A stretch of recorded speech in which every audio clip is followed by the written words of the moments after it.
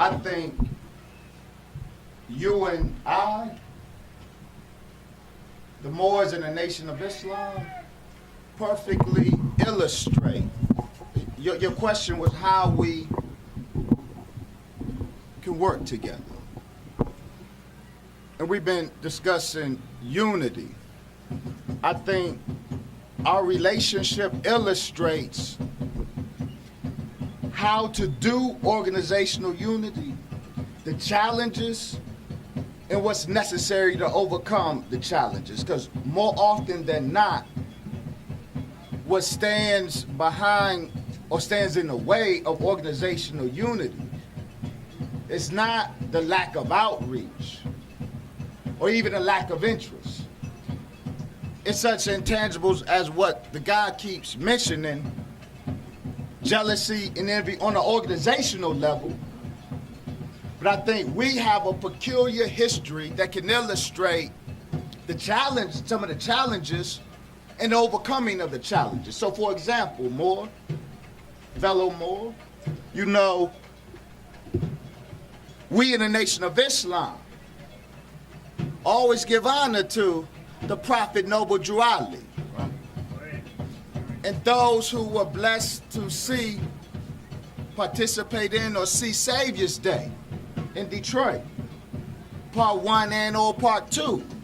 You saw the banner that the Honorable Mr. Louis Farrakhan held up with all of the great workers in the cause of our people, and the most central image on that was Prophet Noble Drew Ali.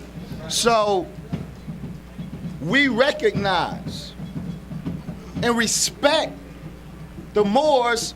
What's the basis of that respect? And Moors, in general, respect us. There's some fundamental ideological differences. You and I will probably never agree on the evaluation of black. Right. We'll probably never agree on that. But that don't mean nothing. What is more relevant is the fact that we don't need one-upmanship, so as a FOI, right? Who FOI to the day I die. Right? This Islam of the Honorable Elijah Muhammad is what runs through my veins, not blood. But not so much that I can't acknowledge the fact, not the ideology, the fact that the Islam of the Asiatic black man, the trailblazer for that here was not Master Farad Muhammad. Right. It was Noble Drew Ali. Right. And because I gotta tip my hat to the fact that no, mine didn't start it, yours did. Despite the fact that we may have some disagreement, my inability to acknowledge a fact because I want to have organizational one-upmanship, that's what precludes organizational unity. See, it's that envy. It's a need to one-up, right? It's that thirst for shine. Right. But when we ain't got that, so I can acknowledge you trailblazed in America that which I hold so dear.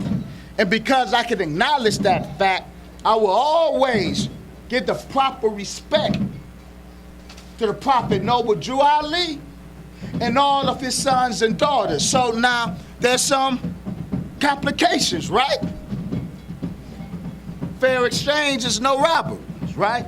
So, for example, we ask our Moorish family, as we acknowledge historical fact of the historical priority of Prophet Noble Drew Ali in trailblazing our Islam, what's thrown in the mix that is not good is a bogus effort, for example, to create a dependency of Master Farad Muhammad or Honorable Elijah Muhammad in the temple, right? In the Moor Science Temple. And so I've been to temples, and there's the pictures. We see that's the Honorable Elijah Muhammad, and come on, stop that. That's not you, but those who do that, it's clearly bogus, right? And then he's sane, cogent mind. Well, see, it's bogus. See, what that is on their side is an attempt at one-upmanship. Right. And those on our side that say, nah, he really wasn't first, right? Yeah, he didn't have it right, so he's not the trailblazer. That's the effort on our side at one-upmanship. And it's that need for one-upmanship that is the danger and the threat to organizational unity. So we illustrate, because in general, we got respect. We can have organizational unity very easy because we have a certain level of mutual respect among us. It needs to be heightened. The problems, the trash that we throw into the community well, we gotta clean it up. So no, brother, Noble Drew Ali is the trailblazer. He did set it off here in America before Master Farad Muhammad. Don't get it twisted. And any FOI and MGT to get it twisted, you wrong. And you throwing trash in the community well. And even beyond that, you a poor representation of Islam because of your inability to recognize fact for fact, regardless of what the fact is. The inability to recognize fact and incorporate fact in your ideology is a problem and bad representation of Islam, regardless of what fact that is. So that's what we do, and we gotta check that in on your level. You gotta say, nah, fam. You know damn well that ain't Elijah up in that photo. Right. You know damn well that ain't Farad up in that photo. Come on, fam, stop that. See, you gotta do that. Because that's straight foolishness, as it's foolishness on our side to say, no, he doesn't have historical priority. So we illustrate. I think we said, no, so the Nation of Islam and the RBG. See, again, the only lasting unity, the only genuine unity, is based on mutual respect. And there can be no mutual, see, if I really respect you, that I won't twist fact to one-up you. I have no desire to one-up you because I reckon my religion is the high, the democratization of divinity. Now, I know that's a big word, but y'all know what that means? Yeah. See, there's democratization of divinity, the fact, and democratization of divinity, the principle. Democratization of divinity, the fact means that the godhood is democratized. Everybody, we not the gods, only gods up in here. Right. See, if there's not monarchical divinity, is there's oligarchical divinity, we the gods up in here, and God stop right there. Godhood stops at the end of this table. But democratized divinity means divinity starts from there, it goes all the way to the back and out the door.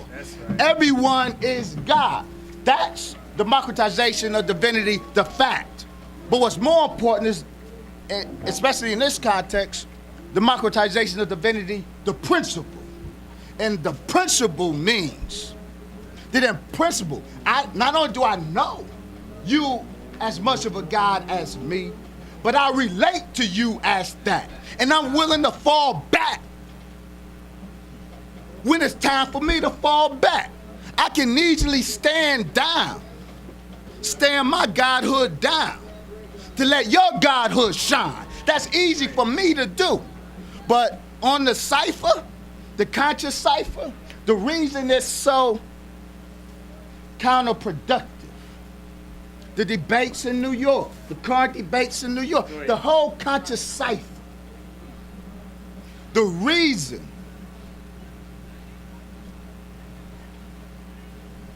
it has degenerated to counter, not non-productivity, but counterproductivity, because all of it is transparent one-upmanship. There's a transparent inability for everyone involved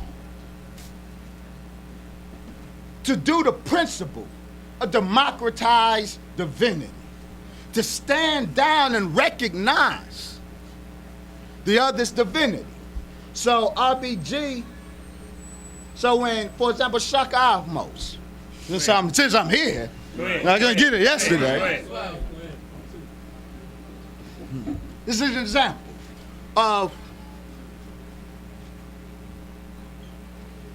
a lack of respect that precludes operational unity, but a lack of respect based on your inability to recognize and account for facts.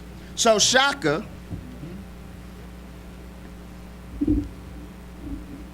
Sadnetta wanted Shaka to debate me. Shaka didn't want to debate me. He told me that. Yeah. You know, when he issued his apology, right? Right. We sat in the car and said he never wanted to debate me, but Sadnetta, doing what Sadnetta does. Peace, Sadnetta. You know how I do.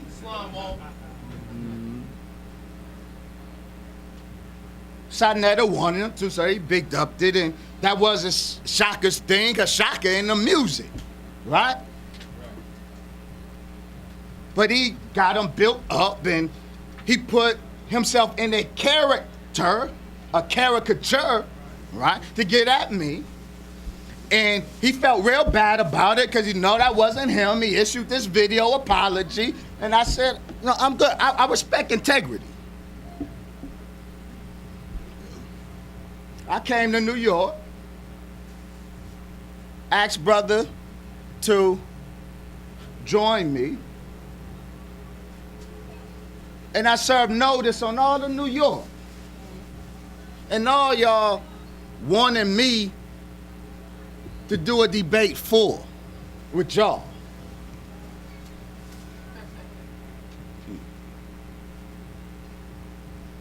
Y'all don't even have enough respect for me to read my work before critiquing it.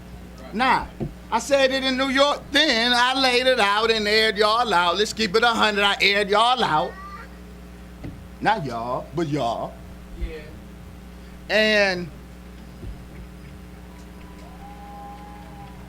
he got it, he apologized, got all the texts, he was beating himself up, but now he's back and he says this is, after all of this time, so now he still wants a debate. He said, give me your best, give me Islam's best scholar. Right? Did 2 lectures in New York, a video. He opens the lecture. See, this is. He opens his lecture saying, I still ain't read Dr. Wesley's book, any of them, but he's wrong. Not only that, he says, and the scholarship is phony. So two things. I person, but these are teachable moments. Because not just Shaka, that characterizes the whole conscious community. What's operative here characterizes the whole conscious community, right? So there's certain things with that. Now, one, you haven't read any of my books, but you say my scholarship is phony. What? How do you know my scholarship is phony if you haven't read my books? That's one, see? But 2, had you read my books,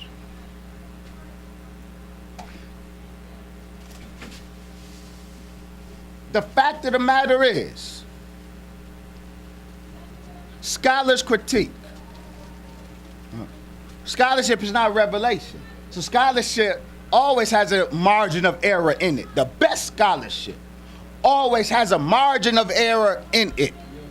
And the next scholar will see it, point it out, and we're both better for it. But for real, nobody reading my work. A lot of people read my work and say I'm wrong. Scholars read my work, say I'm wrong on a particular point, and we gauge it. That's fine. That's part for the course. But no one who's actually a scholar reads Dr. Wesley's work and say, that ain't scholarship. That's phony. Right. You can say he's wrong, but this shit is tight. Right? He's wrong, but he do that scholarship. So when you say, when I read it, and he's phony, see, no, peace to you. No, that's false peace. See, because there's no mutual respect there. See, that's hella disrespectful, but it's based on a disrespect for fact. See, that's what that is about. Ultimately, that's my point. Operational unity among the workers, organizational unity among the workers, a mutual disrespect, ultimately, in many cases, is anchored on a disrespect for the value of fact. All of us romantic and mythological in our view of self and others. And facts that don't fit well our romantic view of what we got, if it forces us to recognize an area someone else's godhood. So Shaka and the Kemites don't want to recognize the godhood of Islam, right? That's one of the problems. Y'all don't want to recognize the godhood of Islam. And you can't recognize that recognizing the godhood of Islam doesn't mean you can't recognize the godhood of Ma'at. Right. Mine is Ma'atic Islam. So I recognize the godhood of both. That's right. But they get angry. Again, the principle of the democratization of divinity. That's what I'm trying to illustrate. The principle. Because I've been studying God, the black man is God, for 24 years academically. But where I am now, what's important for me is the practicality of the science of the black God. I got the science of the black God in my head, the facts, the data.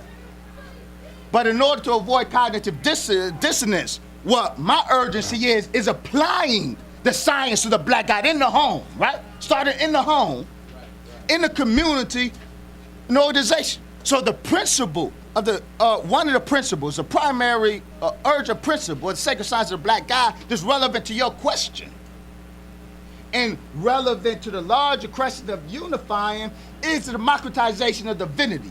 Can I recognize your godhood, or do I believe when it's called for? Can I stand down and let your godhood take precedence? Or do I feel that any such recognition of your godhood means a diminution of my own godhood? The principle of democratized divinity. I recognize yours, you recognize mine. Only when we can do that can there be any authentic organizational, operational unity. That's peace.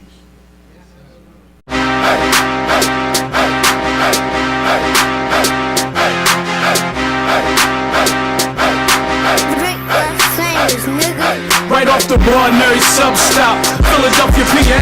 Shot so loud you would think it was a club spot. African Americans, although we all over the web, we the hood librarians. We ship to prisons too. We reach out and deliver to those that's bitten too, but it's more than a bookstore. You wonder we got it, mixtapes, DVDs, and culture products. Black and Nobel got our hands in a lot of prizes. We welcome on to come build the energy, it's positive. Every member of the team is awake and conscious. Come through and experience this place of knowledge. They say they'll put it in a book if they wanna hide it from us, but we got them books so you can buy it from us. Something to read while you on a train or riding the bus. Get your read on, food for thought, get your eat on. Black and Nobel, I'm books at Black and Nobel.